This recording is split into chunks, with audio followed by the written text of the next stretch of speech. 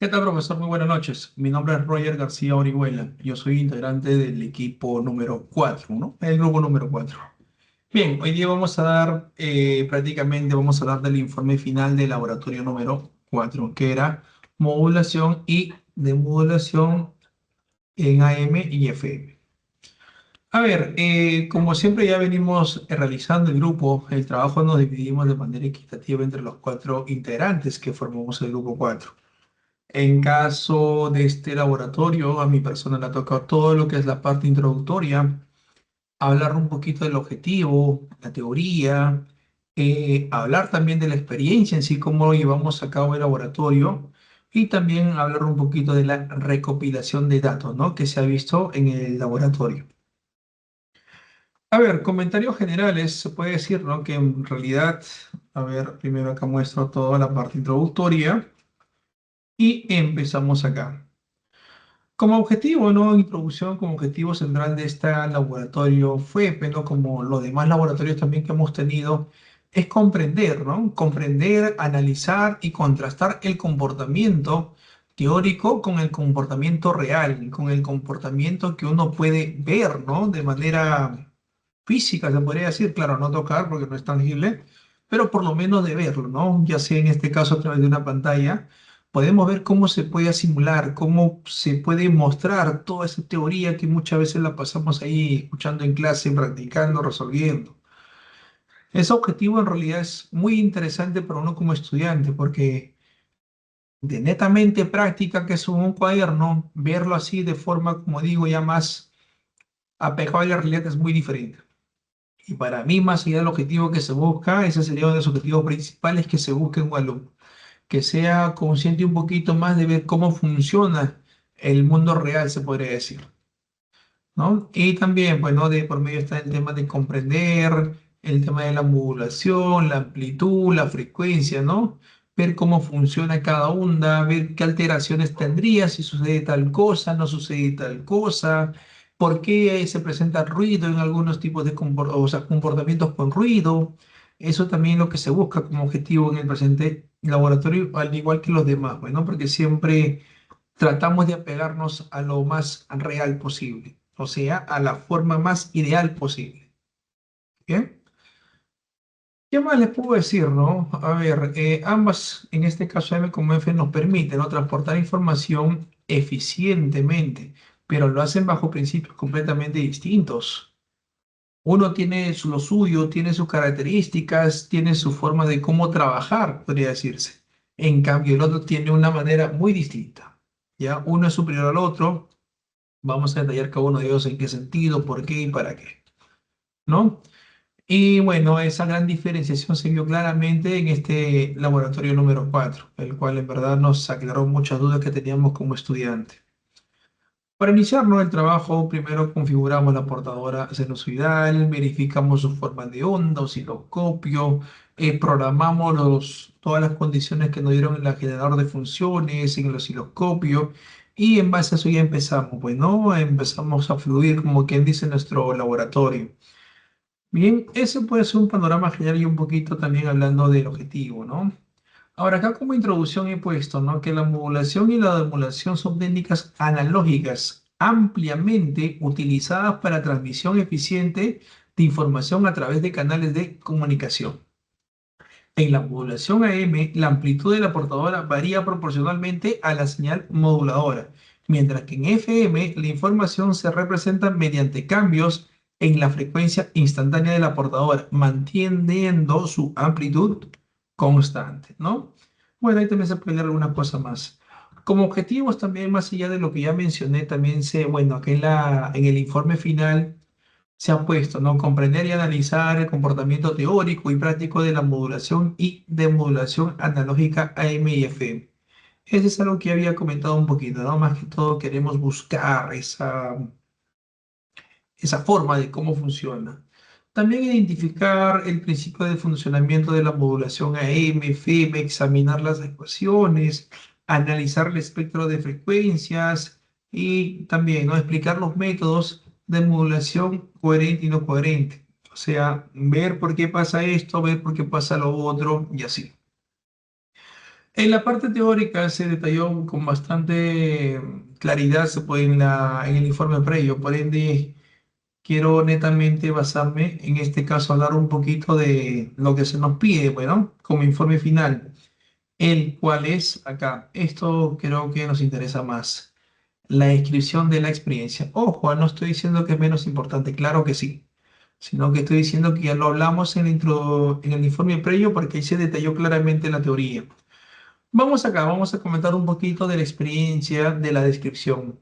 A ver, esta parte me gusta mucho porque uno puede, ¿no?, expresar todo lo que ha vivido, cómo lo ha llevado, cómo ha realizado su laboratorio. En caso nuestro, al igual que en laboratorios pasados, hemos tenido por decirlo así, la fortuna de que los equipos que nos han otorgado ha sido excelente. Por ese lado no hemos tenido problema. Ya, porque he escuchado otros grupos ahí en clases, ¿no? Mejor dicho, ahí en el laboratorio. Oye, mi no funciona, creo que hay mucho ruido, el cable está mal, el circuito está mal, que esto, que lo otro.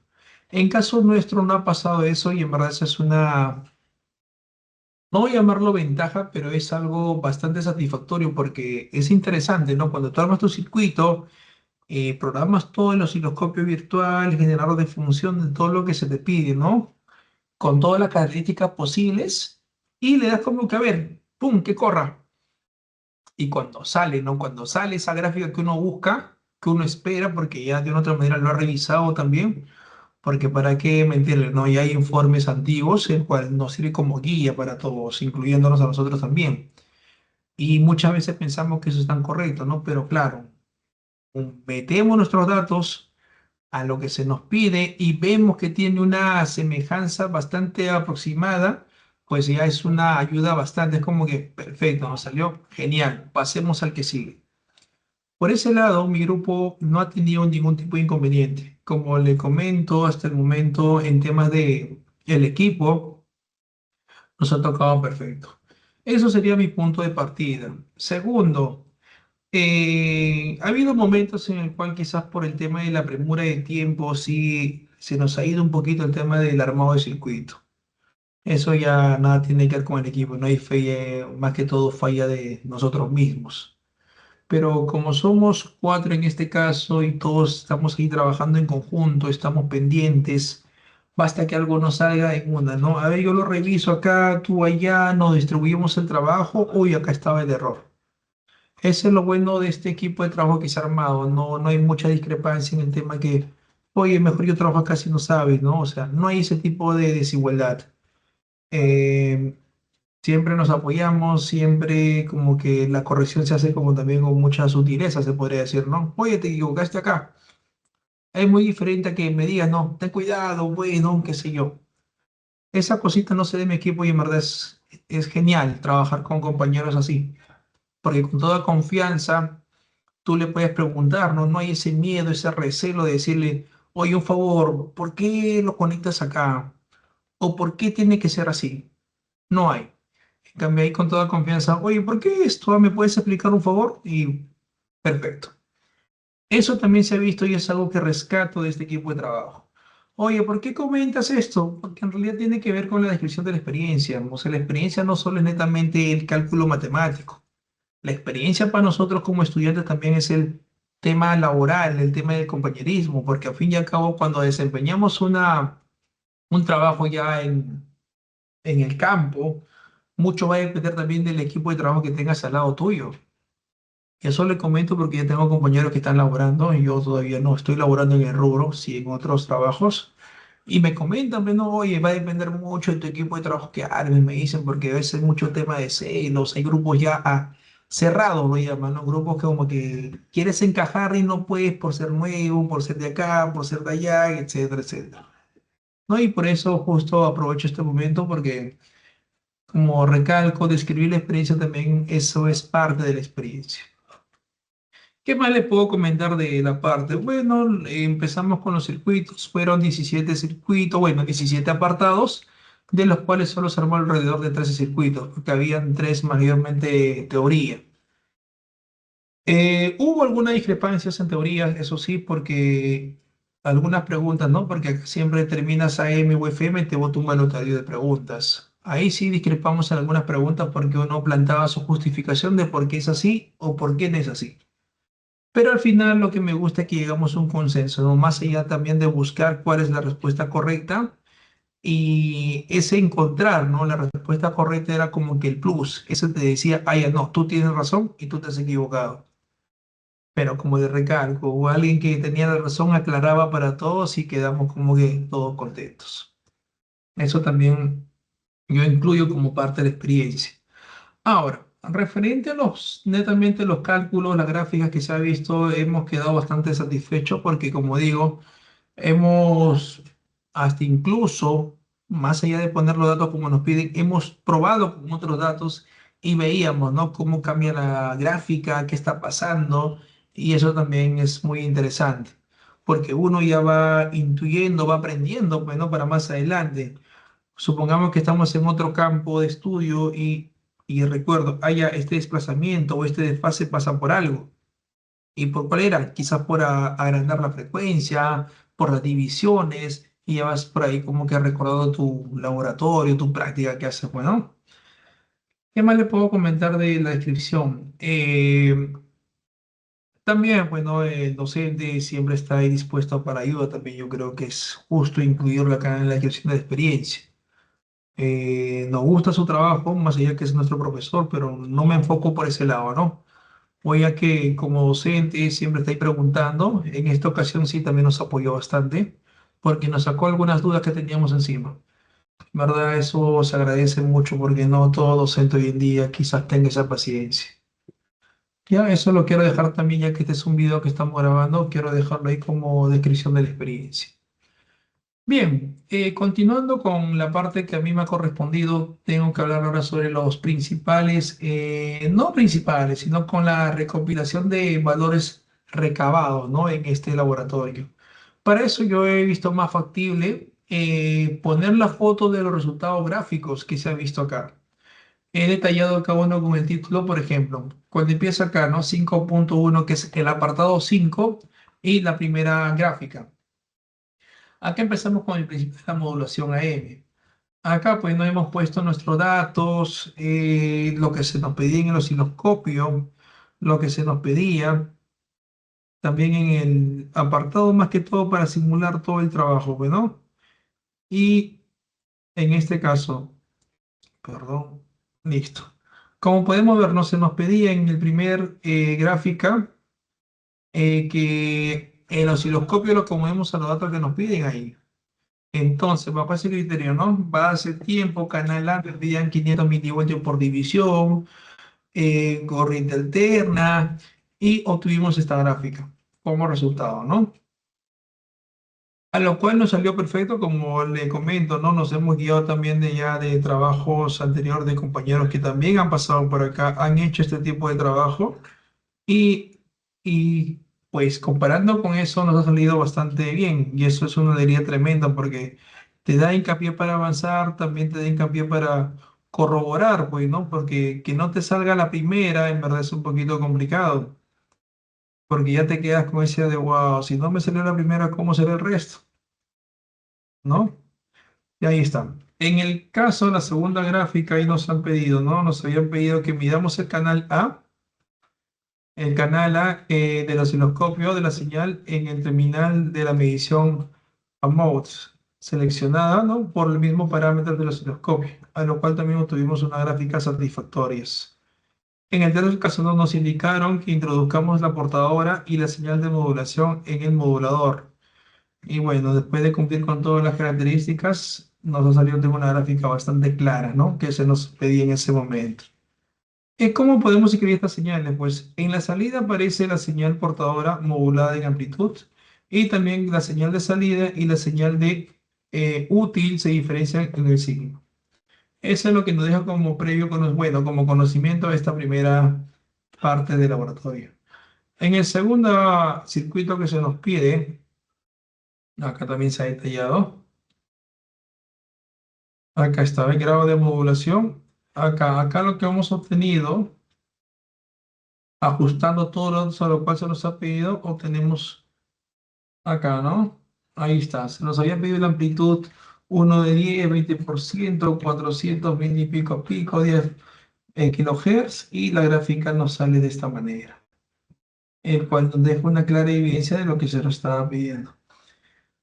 Y bueno, así, a grandes rasgos, como digo, me he tomado, en este caso lo veo mucho más factible dejar como evidencia, ¿no? Todo lo que se ha visto ahí en el laboratorio. Ahí están todo lo que se nos ha pedido, bajo los datos pedidos y todo lo demás, el cual se le va a entregar un informe completamente detallado en el cual se puede visualizar, ¿no? De forma clara todos los resultados. En esta ocasión, en este laboratorio, sí, no, lamentablemente se nos pasó el tema de las fotos para dejar una evidencia de laboratorio. Hablé con mis compañeros y si en ese momento como más nos pasamos en terminar, porque en este laboratorio sí nos pedían un montón de cosas a comparación de laboratorios pasados. Acá sí tuvimos que darle, darle, darle, y ahí se nos pasó el tema de las fotos. Pero igual, creo que hay una información bastante clara, bastante detallada de todo lo que se nos pide, ¿no? Y siempre finalizamos con una prueba de conocimiento, el cual me parece genial, porque bajo todo lo que hemos visto, estamos en la capacidad de responder a esta parte teórica. Bien, esta sería la primera parte de la exposición. Doy paso a mi compañero para que continúe con la segunda parte de la exposición, ¿no, profesor? Mi nombre es Roger García Orihuela y en verdad le agradezco por estas enseñanzas que nos ha brindado.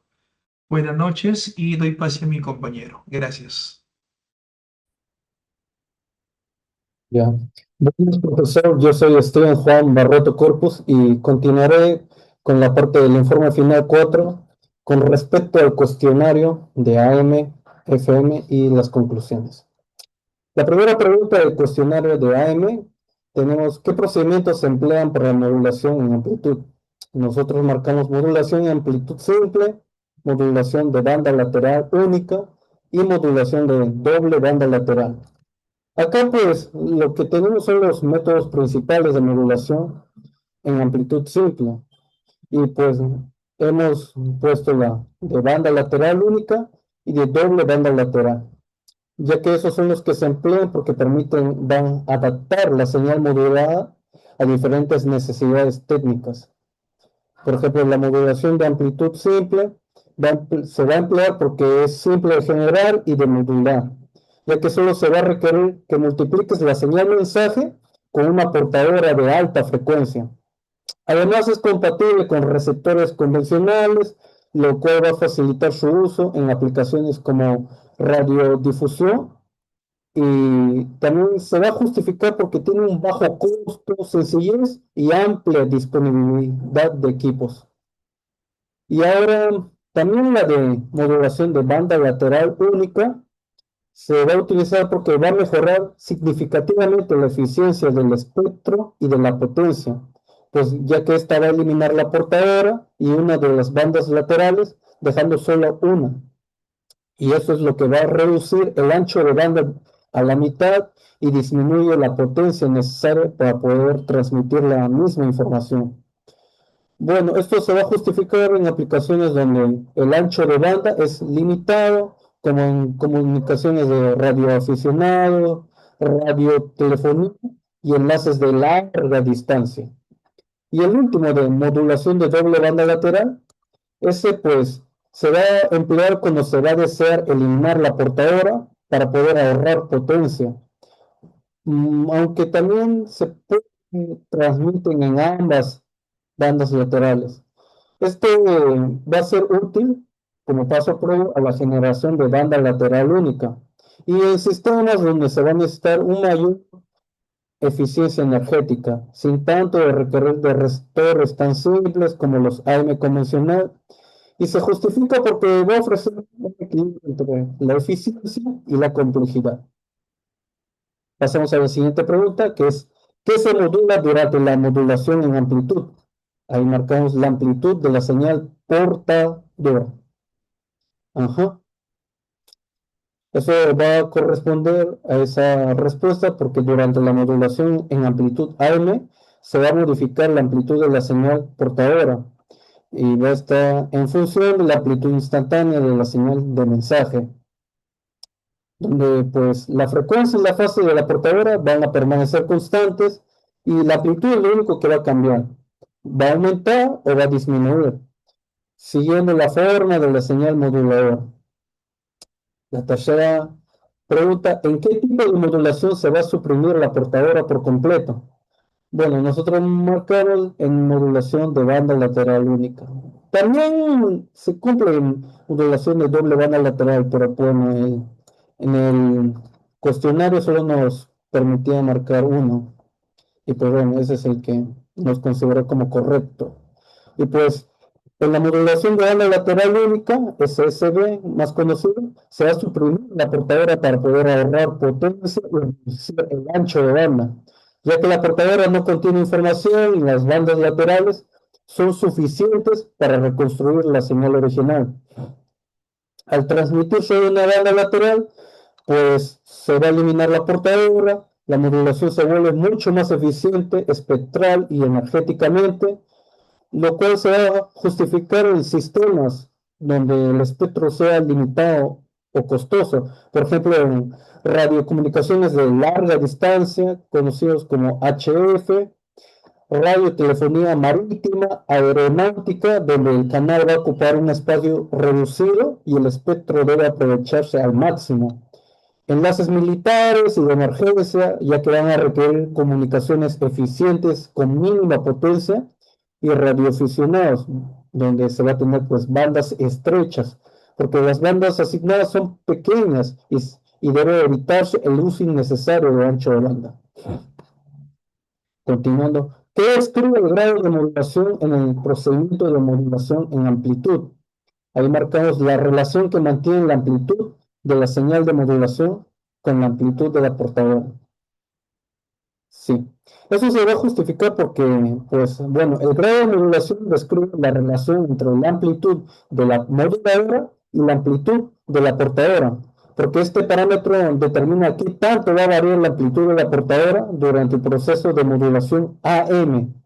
Y pues con una identificar esta relación, el grado de modulación va a permitir evaluar si la modulación es adecuada para valores menores a 1, van a garantizar una modulación correcta. Y si ya es superior a 1, pues ya se produce lo que se conoce como sobremodulación, distorsión y pérdida de información. Y bueno, por eso es que esta relación es fundamental para controlar la calidad y la fidelidad de la señal modulada. Y acá vemos el concepto de cómo se define el concepto de sobremodulación. Lo hemos definido como cuando la amplitud de la portadora es menor que de la señal no de modulación. Bueno, aquí la sobremodulación va a ocurrir cuando la amplitud de la señal modulada va a superar la amplitud de la portadora, porque en ese caso el grado de modulación ya es mayor a 1, como lo mencionamos en la pregunta anterior, y pues la envolvente de la señal modulada se va a distorsionar, y esta distorsión va a impedir que la señal original se pueda recuperar correctamente en la demodulación, por lo que se va a considerar un estado no deseado del proceso de modulación. Pasamos a la siguiente pregunta, corresponde a los gráficos. Asigna cada trapecio el grado correcto de modulación. Bueno, acá en esta pregunta, cuando tenemos este parámetro menor que 1, se va a tener una modulación correcta.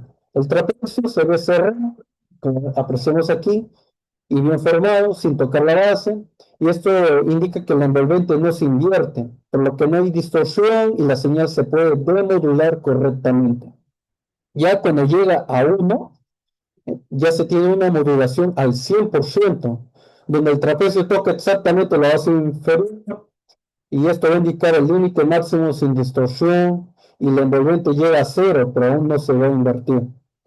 Y cuando ya el parámetro sea mayor a 1, ya se produce una sobremodulación, donde el trapecio ya aparece abierto, deformado, vemos aquí, y pues cruzamos y va perdiendo su forma típica, ¿no? Y esto va a indicar que el envolvente se invierte, y esto va a generar distorsión y pérdida de la información. Continuando con la siguiente pregunta, ¿qué se debe observar en la demodulación de una señal de banda lateral única? Marcamos que se debe introducir adicionalmente en el demodulador de la portadora puesto que ésta no se va a encontrar presente en la señal de banda lateral única y dado que solo se transmite una banda lateral, la amplitud de la señal de modulada es menor que la de la que se obtiene en la modulación AM o DBS. Ahí debería ser DBS, doble banda lateral. Bueno, aquí en la demodulación de la señal de banda lateral única es necesario que introduzcamos una portadora local, porque la señal transmitida no la contiene. Y bueno, sin esta portadora regenerada no es posible recuperar la información original mediante una detección coherente. Además, debido a que solo se va a transmitir una banda lateral, la potencia de la señal es menor que en AM o en doble banda lateral, lo que se refleja en una amplitud de modulada también menor, ¿no? Pequeña. Y esto ocurre porque en la modulación AM y en doble banda lateral, DSB, se va a transmitir ambas bandas laterales y en AM también la portadora, mientras que la banda lateral única SSB solo conserva una parte del espectro, reduciendo naturalmente la amplitud del resultado tras la demodulación. Y eso corresponde a la justificación de esta pregunta. Pasamos al cuestionario de FM. Ya. Acá pues describe el principio de modulación de frecuencia. Y aquí marcamos, pues, en el caso de modulación de frecuencia, se modifica la frecuencia de la señal portadora en función de la amplitud de la señal de modulación. Bueno, aquí, pues, la frecuencia instantánea de la portadora va a variar en función de la amplitud de la señal moduladora. Y esta variación es la que permite codificar la información dentro del espectro de la portadora. Bueno, y cuando la amplitud del mensaje va a aumentar, la desviación de frecuencia también lo va a hacer. Y cuando disminuye, la desviación también se va a reducir. Y bueno, esta relación garantiza que la información del mensaje quede representada en los cambios de frecuencia, manteniendo constante la amplitud de la portadora y permitiendo una transmisión más resistente al ruido. O sea, también hay distorsión. Magnitudes que dependen del índice de modulación, la amplitud de la señal de modulación, necesidad de disponer de un mayor ancho de banda para una señal FM es más grande, ¿sí? Mientras más elevado sea el índice de modulación y mientras más elevada sea la frecuencia de modulación. ¿A qué grupo de procedimientos pertenece la modulación de frecuencia? A modulación angular. Bueno, la modulación de frecuencia pertenece al grupo de modulaciones angulares, porque en este tipo de técnicas no se va a modificar la amplitud de la portadora, sino pues otra propiedad que va a ser asociada al ángulo instantáneo, ¿no? En ese instante. Y pues en FM la información se va a transmitir a través de variaciones en la frecuencia. Y pues en la derivada temporal del ángulo de la señal portadora y por ello, al depender directamente del ángulo y no de la amplitud, la modulación de frecuencia se clasifica dentro de las modulaciones angulares, junto con la modulación de fase. A continuación vemos las conclusiones de AM, amplitud modulada, que va a variar la amplitud de la portadora según la señal mensaje, es simple y barata de implementar, pero susceptible al ruido. Ocupa más ancho de banda que la señal original, pero menos que la FM, y se usa en radio AM, comunicaciones aeronáuticas y sistemas de largo alcance. Con respecto a frecuencia modulada FM, aquí es donde va a variar la frecuencia de la portadora según la señal del mensaje. En AM varía la amplitud y en FM la frecuencia. Y en FM es mucho más resistente al ruido, cosa que no pasa con AM. Y va a requerir más ancho de banda, pero te va a proporcionar una mejor calidad de audio. Y bueno, sus aplicaciones se usan en radio, comunicaciones profesionales y sistemas de alta fidelidad.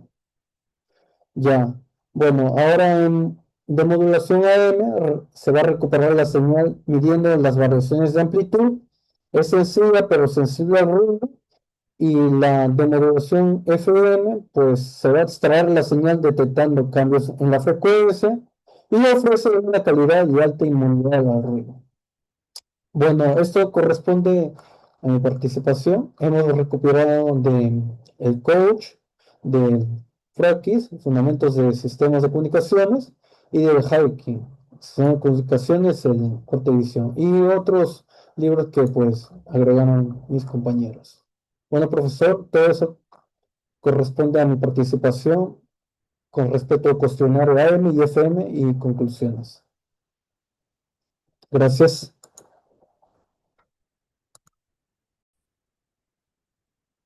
Ya, ajá. Ahora yo les voy a decir cuatro aplicaciones que escogí de modulación AM. Ya. Primero, que es este de aquí, ese de aquí.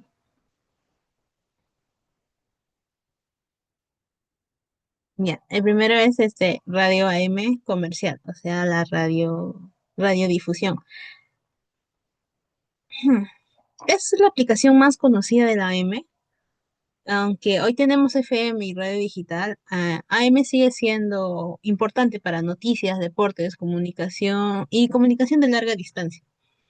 A ver, el sistema de radio, en mi ejemplo, funciona con frecuencia portadora entre 535 y 1605 kilohertz. En mi ejemplo voy a usarlo 1000 kilohertz.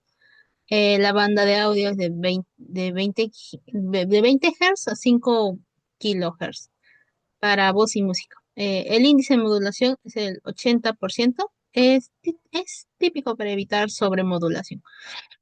Ya, el alcance va de 50 a 100 kilómetros durante el día, pero de noche puede llegar a cientos de kilómetros por reflexión ionosférica. Ya, las ventajas de aquí es que tiene gran alcance, atraviesa obstáculos, equipos receptores y tiene equipos receptores económicos. Ya, de la aplicación MATLAB, en la primera gráfica está la señal de audio original que simula música o voz. En la gráfica 2 está el espectro del audio mostrado. El espectro del audio mostrado, eh, mostrando las frecuencias presentes. Va de 300 a 1500, sí, a 1500 Hz. Ya, en la gráfica 3 acá podemos ver a la señal AM, donde la envolvente sigue la forma de audio. Ya, en la gráfica 4 está el espectro M, aquí está la magia, se podría decir. Acá se ve en la portadora, ven la portadora central en 20 kilohertz, en 20 kilohertz, y las dos bandas laterales, a cada lado, la información, el audio está en esas bandas laterales. Ya, como nota importante, en la simulación usamos 20 kilohertz como portadora para poder visualizarla, pero en la realidad las estaciones AM transmiten como ya le había dicho antes, entre 535 y 1605 kilohertz. Ya, sigamos. En la gráfica 5 está la señal recibida acá lo puse a 50 kilómetros, con atenuación y ruido. Ya, y en la gráfica 6 está el audio recuperado comparado con la original. Prácticamente casi idéntico. Ya, aunque tiene ciertas fallas. Ya, como ven, la señal se recuperó correctamente. Sí, se recuperó correctamente en parte. AM es menos eficiente en ancho de banda que FM, pero su simplicidad y gran alcance la mantiene vigente para radiodifusión hablada. Ya, ahora pasamos a la segunda aplicación. Ujú. Ya, Esta es sobre comunicación aeronáutica VHF en AM. Ya, a ver, lo que se puede ver mejor. Ahí se ve mejor. Ahí se ve mejor. Ya. Ya, la segunda es crítica para la seguridad. eh, Comunicaciones entre pilotos y torres de control. ¿Y por qué se sigue usando AM en aviación? Bueno, es por la confiabilidad y compatibilidad internacional. El sistema aeronáutico tiene características especiales. La frecuencia va de 118 a 137 MHz. Claro, la banda VHF exclusiva para aviación. El canal es de 118.1 MHz en nuestro ejemplo. Un canal típico de torre. Ya, separación de canales 25 kHz, aunque ahora son 8.33 kHz, pero en Europa. Ya, el línea de modulación, y yo le puse 90% para máxima inteligibilidad. Ya, y la ventaja, ya, si dos pilotos transmiten simultáneamente, ambos se escuchan, o sea, una mezcla, no se bloquean. Esto es vital para seguridad. Ya. Eh, la línea de vista típicamente es de 50 a 100 kilómetros, dependiendo de la altitud. Y ya, de la simulación, en la primera gráfica vemos el mensaje de voz Clear for Takeoff, modelado por formantes vocales. Ya. En la gráfica 2 está la envolvente de modulación al 90%. Es para que se entienda mejor. Ya. Eh, Aquí en la gráfica 3 está la señal AM transmitida desde la torre. En la gráfica 4, de aquí, después de propagarse 50 kilómetros con pérdidas calculadas por el modelo de Fries. Ya. Eh, en la gráfica 5, la señal recibida en el avión a 10.000 pies. Y en la gráfica 6, la de aquí, es este audio demodulado en la cabina versus el original. El recibido y el original, parecido al anterior. Ya, ya bueno, se puede ver que muestra que la calidad excelente con SNR alto. Ya, acá, este, aceptable. Ya, ya. El mensaje llegó correctamente, bueno, en su mayoría. AM en aviación es un estándar mundial desde los años 40. Se mantiene porque funciona, es robusto y cambiar el estándar requeriría reemplazar equipos en miles de aviones y aeropuertos globalmente, aunque creo que sí ya se está haciendo. Ya, bueno, ahora vamos a hablar sobre radios CB, el Sighting CM Band. Y ya, a ver, la tercera aplicación, creo que no se ve. Ah, no, sí se ve. Es parecida a la anterior. Ahí, ahí se ve. Ya, la radio CB, la comunicación de radioaficionados y camioneros antes de los celulares, era la forma principal de comunicación para móvil para conductores. Ya, las características de este sistema son que la frecuencia es de 27 MHz, la banda de 100 metros, no, de 11 metros, em, los canales son 40 canales, el canal 19 de 27.185 MHz es el más usado por camioneros. La potencia máxima es de 4 watts AM en la mayoría de países. Ya, el índice de modulación es 95%. Máxima potencia sin distorsión. Ya, acá está presente el fenómeno skip, que es ocasionalmente reflexión ionosférica que permite comunicación a cientos o miles de kilómetros. Ya, ¿qué ventajas tiene? No requiere licencia, tiene equipos económicos, útil en zonas sin cobertura móvil. Ya. De la aplicación MATLAB, la primera gráfica está el mensaje típico, Break One Night, llamada de atención en canal 19, One Night. Ya, la gráfica 2 está la señal AM modulada al 95%. En la gráfica 3, después de 10 kilómetros en terreno rural, aquí está la señal recibida con ruido e interferencia de otra estación. Ya, aquí está el audio demodulado. Tiene bastante ruido, pero bueno, ya. Acá en la gráfica 6, ya. El audio con control automático de ganancia que mantiene el volumen constante. Ya, ese es el verde. Y la original es las azules. Ya, y el S-meter indica la cantidad indica la intensidad de señal recibida, típicamente de S1 a S9.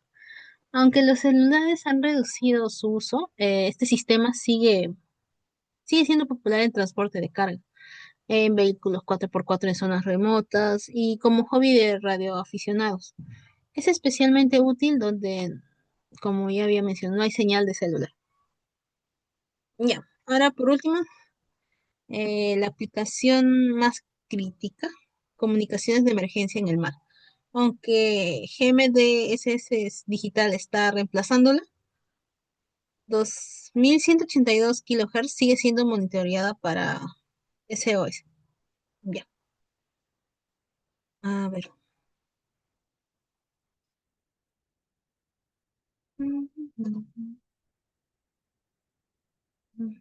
Ya, aquí está. Esto es SOS.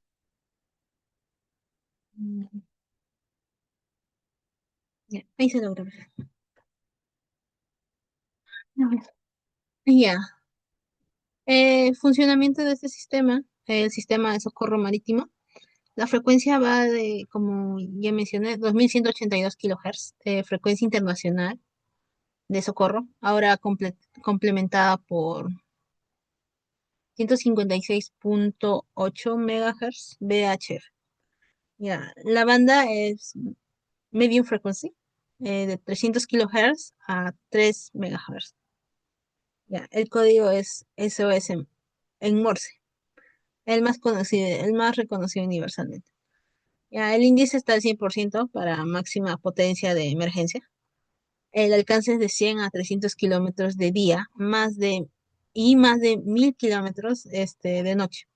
La propagación nocturna, la ionosfera refleja mejor las ondas medium frecuencia de noche. Ya, la prioridad, el canal protegido, prohibido usarlo excepto para emergencia, o sea, solo emergencia, para otro, no. Ya. En la simulación de esta aplicación, el código Morse en la gráfica 1 que podemos ver, 3 puntos, 3 rayas, 3 puntos a 800 Hz. Sí, a 800 Hz. Eso es. Ujú, ya. En la señal 2 está la señal AM de emergencia al 100% de modulación. En la gráfica 3, el efecto del desvanecimiento, también conocido como fading, ionosférico, que varía la señal. Ya, ok. En la gráfica 4 está la señal recibida a 200 kilómetros durante la noche.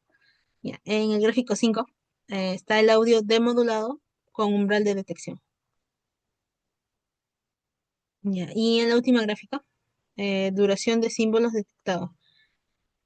El sistema identifica automáticamente puntos y rayas. Ya, y la consola muestra alerta señal SOS detectada, iniciando protocolo de emergencia.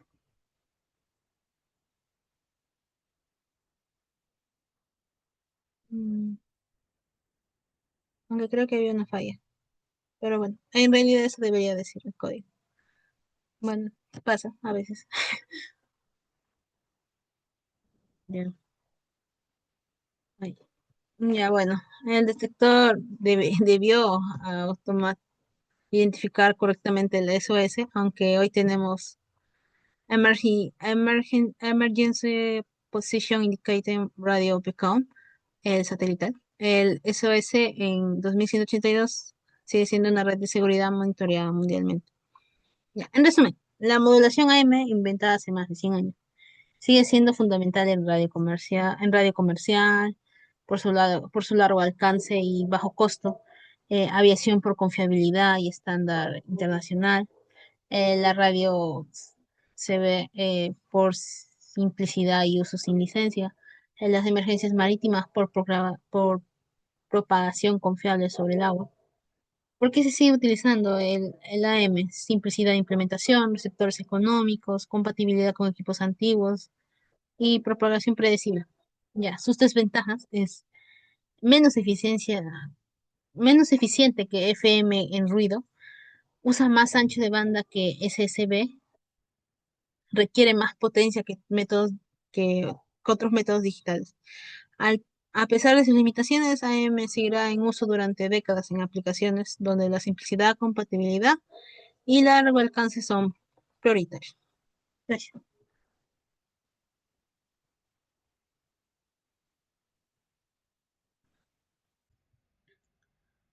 Buenas noches, profesor. Eh, bueno, yo voy a continuar con lo que es aplicaciones de modulación FM. En esta ocasión voy a traer tres aplicaciones donde se utiliza la modulación FM.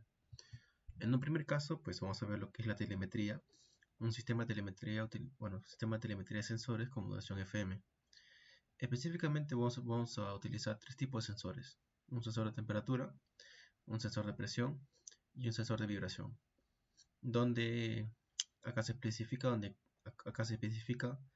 el tipo de variación que experimenta cada uno, siendo el sensor de temperatura una variación lenta, presión variación media y vibración una variación rápida.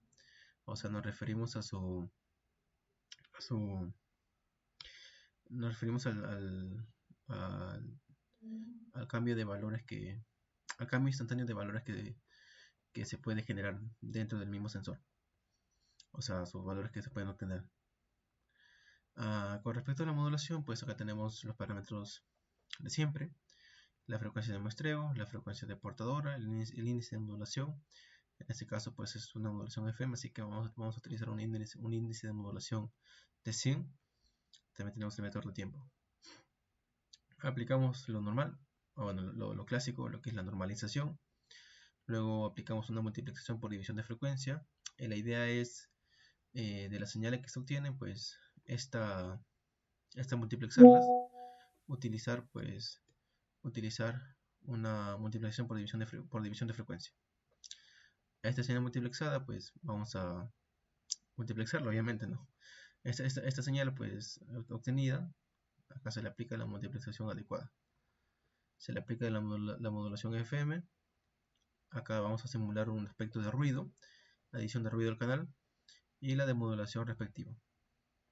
Luego la demultiplexación de los canales, la demodulación de la amplitud y finalmente un filtrado paso bajo final para eliminar cualquier interferencia. Acá podemos visualizar las señales de los sensores para la temperatura, para la presión y para la vibración. Observamos que para la temperatura, como tal se había dicho que su variación va a ser lenta a través del tiempo. Para la presión, una variación intermedia, si podemos visualizar. O sea, su periodo va a ser más pequeño. Y para la vibración es una variación mucho más rápida. O sea, su periodo va a ser mucho más pequeño.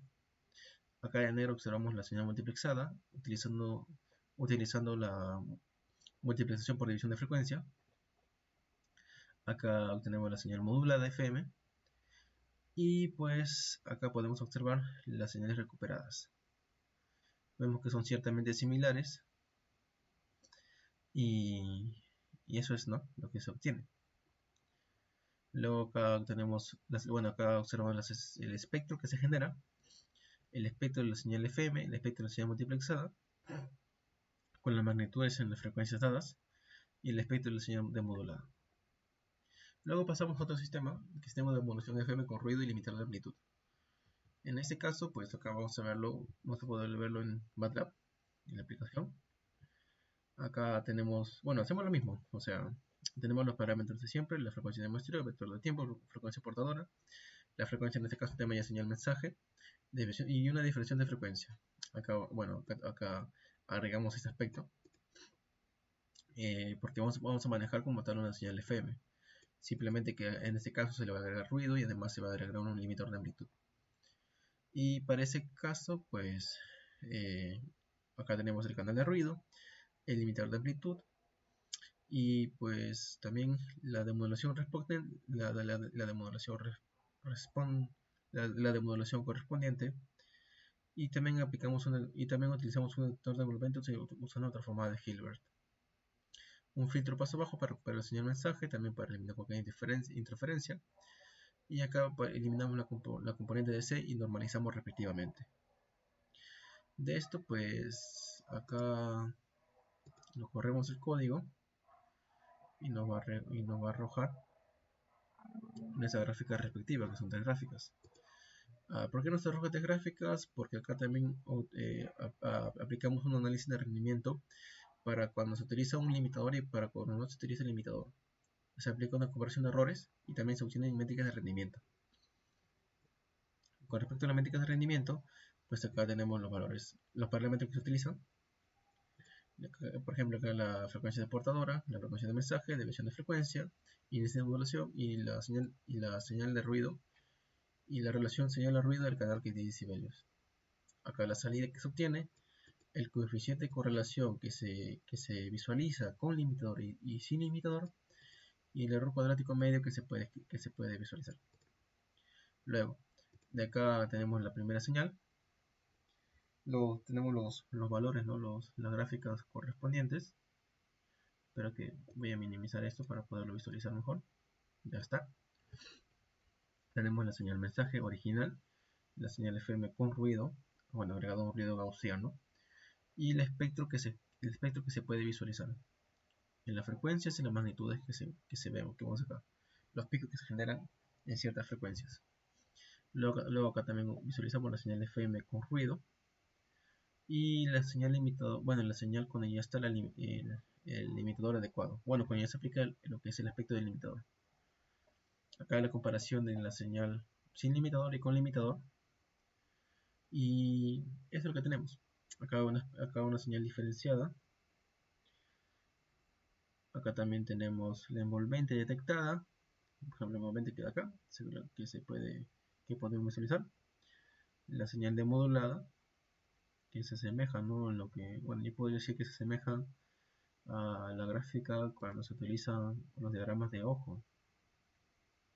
Ok. Y acá la comparación de demodulación.